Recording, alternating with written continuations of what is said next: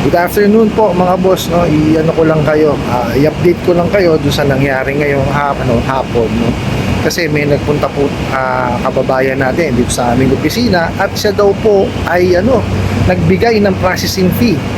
So, sabi ko, asan po ba yung nyo, pagkapatunay? So pinakita niya, no, meron nga silang conversation sa isang messaging app na inoferan siya, no, using our company, may logo po, no, pinakita rin yung yung mga registrations namin. So magaling talaga, no, at hiningan po siya ng processing fee. Okay, ito lamang po, no, wag niyo siyang papansinin, wag niyo tatangkilikin yan kasi yes, ipapakilala sa inyo na legitimate, no, yung lending company, pero kung hihingan ho kayo ng processing fee, well, definitely scam yan. Kasi unang-una, kayo po ang nangihiram, kayo po nangangailangan ng pera, tapos hihingan kayo ng processing fee. Di po ba? Ang processing fee po, ibinabawas po yan dun sa approved loan nyo. Okay? Hindi po yan dapat i-deposito sa account nila. Actually, yung pong kababayan po natin, talagang nalumo, naiyak pa ho, no?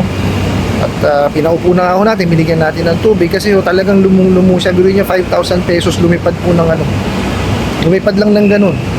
So, nakakaawa po talaga. Kaya lang wala po tayong magagawa dahil hindi naman po talaga namin yun ginawa. So ang na lang po namin, suggestion na lang na ginawa ko po, no, is pumunta po sa pinakamalapit na na police station, yung may cyber crime na ino-offer, no, para po kahit paano mapakita niya yung nangyari sa kanya. Pero sabi ko sa kanya, wag niya kung asahan na maibabalik pa yung kanyang pera kasi po talagang scam po yan. Ulitin ko po, no, wag niyo hong tatangkilikin yan kasi talagang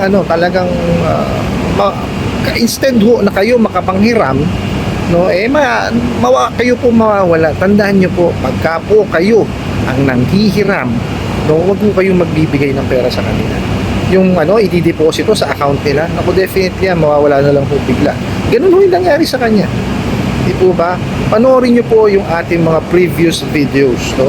At para kahit papano magkakaroon kayo ng gabay kung ano po ba talaga yung mga tamang pangungutang, no? Tsaka kung talagang gusto nyo online, no, i-search nyo po, no, sa SEC kasi kailangan yan, may registration, no, meron niya certificate of authority, tsaka kasama sa recorded online lending platform.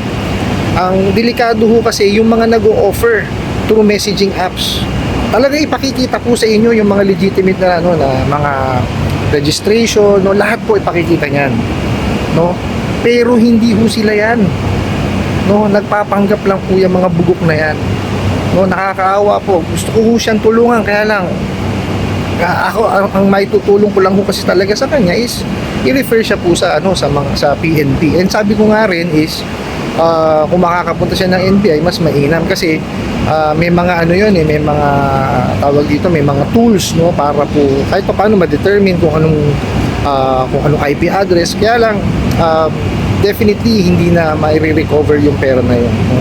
Kaya po mga boss, ingatan po natin yung ating hard-earned money kasi po pero niya pinaghirapan nyo tapos ibibigay nyo lang po sa mga manluloko ng mga bugok na yan, di po ba? Tandaan po natin na pagka po kayo ang hihingan ng pera, ipapadeposito po sa kanilang account, scam po yan. Ano po? Later po, maglalabas po tayo ng video. Okay po? Yun lang.